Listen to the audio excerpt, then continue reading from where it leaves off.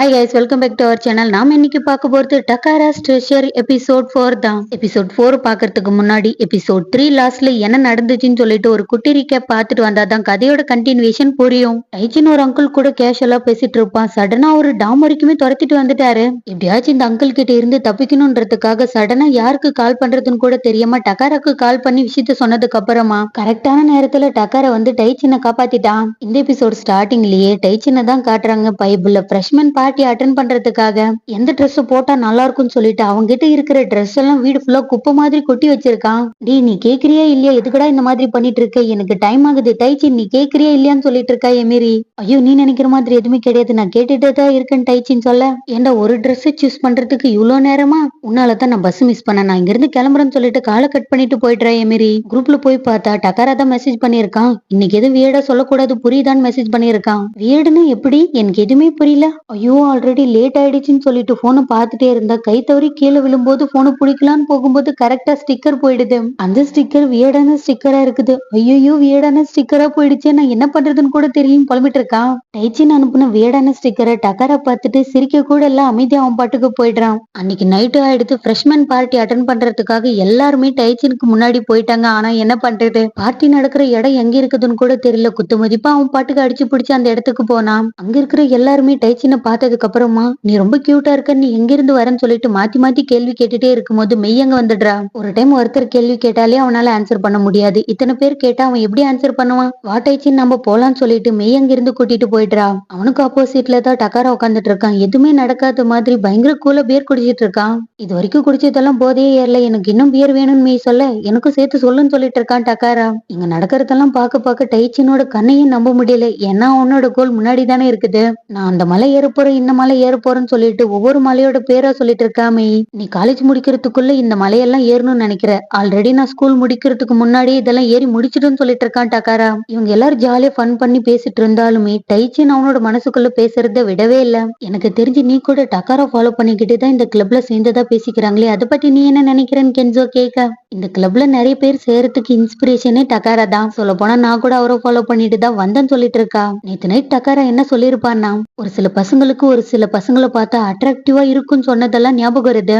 ஒரு சில பசங்களுக்கு பசங்களை பார்த்தா அட்ராக்டிவ் வருமாவே, இத பத்தி நீங்க என்ன நினைக்கிறீங்கன்னு சொல்லிட்டு வெகுலியா கேட்டுட்டு இருக்கான் டைச்சின். இதை கேட்டதோடனுமே கென்சோவும் இன்னொருத்தி தப்பா புரிஞ்சுக்கிறாங்க. இவங்களோட ரியாக்ஷனே மாறிடுது. டக்கார சடனா என்ன பண்றான்னா, இதுக்கு மேல பேசக்கூடாதுன்னு சொல்லிட்டு சைகையால சைகை பண்றத டைச்சின் பார்த்துட்டான். டே உங்க ரெண்டு பேருக்குள்ள நடுவுல என்னடா நடக்குது, எனக்கு மலையதான் பிடிக்கும், உனக்கும் அப்படிதான் இருக்கும் நான் நினைச்சேன், அதுக்கும் மேல வேற ஏதோ இருக்குதுன்னு சொல்லிட்டு அங்க இருக்கிற எல்லாருமே இவங்க ரெண்டு பேரும் சேர்த்து வச்சு கலாய்க்கவே ஆரம்பிச்சிட்டாங்க. அடுத்த நாள் காலேஜுக்கு வந்தா, நான் என்ன ஃபீல் பண்றேன்னு எனக்கு தெரியல, ஆனா நான் கண்மூடித்தனமா லவ் பண்றேன்னு சொல்லிட்டு இருக்கா எமேரி. அதிகமா லவ் பண்ணாத எமேரி, பைத்தியம் ஆயிடுவேன் டைச்சின்னு சொல்ல, ரூயி பத்தி உங்களுக்கு தெரியுமா, டைமண்ட் பேண்ட்ல இருக்கானே அந்த பையனை பத்தி தான் நான் பேசுறேன். அந்த பேண்ட்ல இருக்கிற மெம்பர்லயே அவன் தான் கூல். அவனோட பாட்டை கேட்டதுக்கு அப்புறமா தான் என்னோட தனிமையே போச்சு தெரியுமா. டோக்கியோக்கு வந்ததுக்கு அப்புறமா நான் ரொம்ப லோன்லியா ஃபீல் பண்ணேன். அவனோட பாட்டு மட்டும்தான் எனக்கு ரொம்ப ஆறுதலா இருந்துச்சுன்னு சொல்லிட்டு பைபிள்ல பாட்டு பாடவே ஆரம்பிச்சிருச்சு. இந்த எமேரி மட்டும் பாடுறான்னு பார்த்தா இவளுக்கு ஆப்போசிட்ல ஒருத்தன் அதே பாட்டை பாடிட்டு ஃபைனலா ரெண்டு பேரும் ஒரே நேரத்துல முடிச்சிடுறாங்க.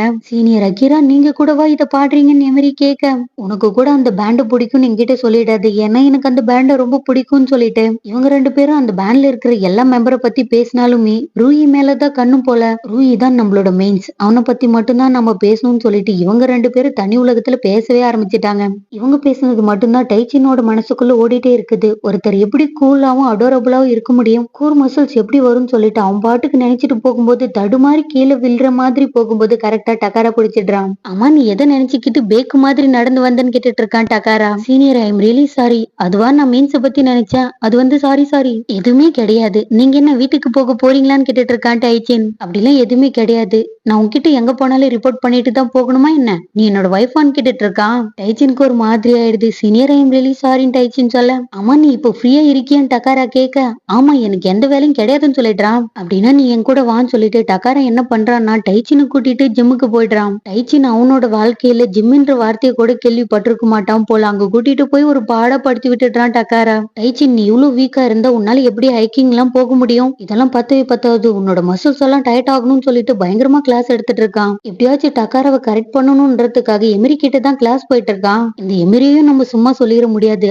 அவளுக்கு என்னென்ன தெரியுமோ அத்தனை வித்தையும் மொத்தமா இவனை வச்சு இறக்கிட்டா. எமிரி மெயினா 3 பாயிண்ட் மட்டும் தான் சொல்லி கொடுக்குறா. அந்த பாயிண்ட் ஃபாலோ பண்ணிக்கிட்டு பயங்கரமா கொடுமை பண்ணிட்டு இருக்கான் டைச்சின். அது என்னமோ தெரியலங்க, இந்த சீரீஸ்ல வர சீன்ஸ் எல்லாம் பார்க்க பயங்கரமா சிரிப்பா வருது. அதுவும் டைச்சினோட ஆக்டிங் வேற லெவல்ல இருக்குது. டக்காராவை ஃபாலோ பண்றது, அவன் என்னென்ன பண்றானோ அதே பண்றதுன்னு சொல்லிட்டு ஏதேதோ பண்ணிட்டே இருக்கான். ஆனா இருக்கிறது ரொம்ப சூப்பரா இருக்குது. என்னோட மீன்ஸ பத்தி எல்லாமே நான் தெரிஞ்சுக்கிட்டேன். கிளி, இதெல்லாம் பண்றதுனால எனக்கு ரொம்ப சந்தோஷமா இருக்குதுன்னு சொல்லிட்டு போனை பார்த்துட்டே இருக்கும்போது குரூப்ல எல்லாருமே மெசேஜ் பண்ணிருக்காங்க. என்ன இருக்குன்னு சொல்லிட்டு வேகமா போய் பார்த்தா எமிரி உட்காந்துக்கிட்டு ஓன்னு தேம்பி அழுதுட்டே இருக்கா. டைச்சின், நான் உனக்கு அனுப்புன நியூஸ நீ பாக்கலையா? கலர்ஃபுல் டைமண்ட் குரூப்ல இருந்து ரூயி வெளியே போறானா, அதுக்காக தான் எமிரி இப்படி இருக்கான்னு சொல்லிட்டு இவங்க எல்லாம் பேசிட்டே இருக்கும்போது எமிரி அங்க இருந்து கிளம்பிடுறா. சடனா டைச்சின் அந்த நியூஸ படிச்சு பார்த்துட்டே இருக்கும்போது அவனுக்கே ஒரு மாதிரி ஆயிடுது. கரெக்டா அந்த இடத்துக்கு டக்காரா வந்துடுறான். ஆமா, நீ எதுக்காக எல்லா இடத்துலயும் கொஞ்ச நாளா என்ன ஃபாலோ பண்ணிட்டு வந்துட்டே இருக்க? என்ன ஆச்சுன்னு கேட்டுட்டு இருக்கான் டக்காரா. நீங்க என்னோட மெயின்ஸ், நான் உங்களை ஸ்டானா ஃபாலோ பண்ணிட்டு வந்தேன்னு சொல்லிட்டு இருக்கான். ஆமா, மெயின்ஸ்னா என்னன்னு டக்காரா கேட்க, நான் உங்களை எப்பவுமே பாதுகாப்பா பாத்துக்கிறது, உங்களை டிஸ்டர்ப் பண்ணாம இருக்கிறது, இதை பத்தி தான் நான் பேசணும்னு சொல்லிட்டு இருக்கான் டைச்சின். ஆமா, நம்மளோட ரிலேஷன்ஷிப் எப்படி இப்படி மாறிச்சுன்னு கேட்டுட்டு இருக்கான் டக்காரா. இப்ப நான் என்ன ஃபீல் பண்றேன்னு கூட எனக்கு தெரியல சீனியர்னு சொல்லிட்டு பைபிள்ல பேந்து முழிச்சிட்டே இருக்கும்போது கரெக்டா அக்கீரா அங்க வந்துடுறான். எமிரி சேனை பாத்தீங்களான்னு சொல்லிட்டு கேட்டா, நாங்க யாரும் பாக்கலன்னு சொல்லிடுறாங்க.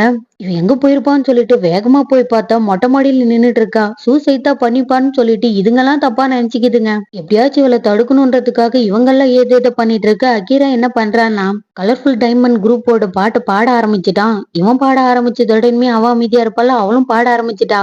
2 பேருமே பாடி முடிச்சதுக்கு அப்புறமா அமைதியை கூட்டிட்டு வந்துடுறாங்க. நான் கூட விபரீதமா நீ ஏதோ பண்ணிப்பன்னு நினைச்சேன், ஃபைனலா நீ நல்லாயிட்டேன்னு சொல்லிட்டு இருக்கான் டைச்சின். ஏய், நீங்க நினைக்கிற மாதிரி நான் ஒன்னும் சாகறதுக்காக எல்லாம் மேல போல. ரூயோட பாட்டை தனியா கேட்டா நல்லா இருக்கும்னு நினைச்சேன். சோ நான் போயிட்டேன். அவரை நான் தூரமா இருந்துதான் பாத்துட்டு இருந்தேன். நான் அவரோட பாஸ்ட்லயே இருந்துக்கிற பிரசண்டா இருக்க வேண்டிய அவசியமே கிடையாது. அவரை என்ன டிஸ்டர்ப் பண்ணது கிடையாது, நானும் டிஸ்டர்ப் பண்ண போறது கிடையாது. இதுதான் லைஃப். சீனியர், நான் சொன்னது உங்களுக்கு புரியுதா? நிமிரி கேட்க, நீ சொல்றது கரெக்ட் தான். அவன் போனா என்ன, அவன் பாடின பாட்டுதான் இருக்குது இல்ல, நமக்கு தோன்றப்பெல்லாம் நம்ம 2 பேரும் சேர்ந்து பாடலாம் சொல்லிட்டு இருக்கான் அக்கீரா. டைச்சின் டக்காரா 2 பேருமே நடந்து வந்துட்டு இருக்காங்க. ஃபைனலா 2 பேரோட வீட்டுக்கும் வழி பெரியற நேரம் வந்ததுடனே குட் பை சொல்லலாமான்னு கேட்டுட்டு இருக்கான். சாரி சீனியர், இதுக்கு மேல நான் உங்களை கஷ்டப்படுத்த மாட்டேன் டைச்சின்னு சொல்ல, தயவு செய்து பைத்தியக்கார மாதிரி பண்றது நிறுத்து. உன்னோட வீடு வரைக்கும் நானே வரப்போறேன். எவனா உன்னை ஃபாலோ பண்ணிட்டு வந்துட்டா நான் என்ன பண்றதுன்னு கேட்டுட்டு இருக்கான் டக்காரா. அதுக்கெல்லாம் அவசியம் கிடையாது, நான் உங்களை டிஸ்டர்ப் பண்ணிட்டேன்னு சொல்லிட்டு இருக்கான் டைச்சின். ஆமா, நம்ம 2 பேருக்கும் நடுவுல மெயின் ஸ்டானுன்னு ஏதோ சொல்லிட்டு இருந்திய,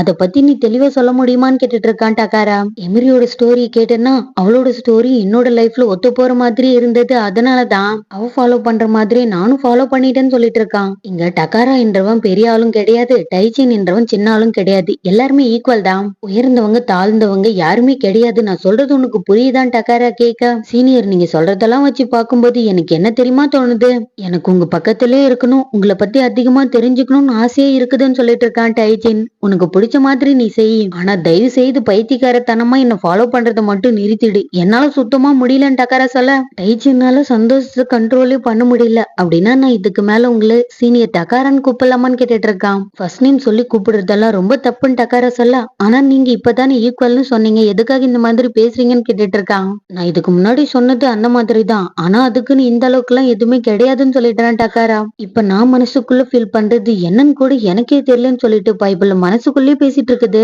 அடுத்த நாள் காலையிலே காலேஜுக்கு வந்து பார்த்தா இந்த எமிரியும் அக்கீராவும் பயங்கரமா கொஞ்சிட்டு இருக்காங்க. இவங்க 2 பேரும் நடந்துக்கிறத பார்த்தா ஃப்ரெண்ட்ஸ் மாதிரி தெரியல, அதுக்கும் மேல லவர்ஸ் மாதிரி இல்ல தெரியுது. கைஸ், நீங்க 2 பேரும் என்ன பண்ணிட்டு இருக்கீங்கன்னு சொல்லிட்டு கோரஸா கேட்டுட்டு இருக்க, பார்த்தா உங்களுக்கு தெரியல, நாங்க 2 பேரும் டேட் பண்ணிட்டு இருக்கோம். எங்க 2 பேருக்கும் நடுவுல எல்லாமே சேமா இருந்துச்சு. சோ நாங்க 2 பேரும் சேமா மிங்கிள் ஆகலாம்னு சொல்லி நினைச்சுதான் இந்த முடிவுக்கு வந்தோம்னு சொல்லிட்டு இவங்களோட லவ் பார்த்து அங்க இருக்கிற எல்லாருக்குமே பயங்கரமான ஷாக். எல்லாரும் ஜாலியா பேசிட்டு இருக்கிறது தூரமா இருந்து டக்கார பாத்துட்டே இருக்கான். ஃபைனலா அவனுக்கு ஒரு கால் வந்துட்டதுனால கால் அட்டன் பண்ணி பேசுறதோட இந்த எபிசோட் முடியுது. தேங்க்ஸ் ஃபார் வாட்சிங். Love you guys. Be happy every day.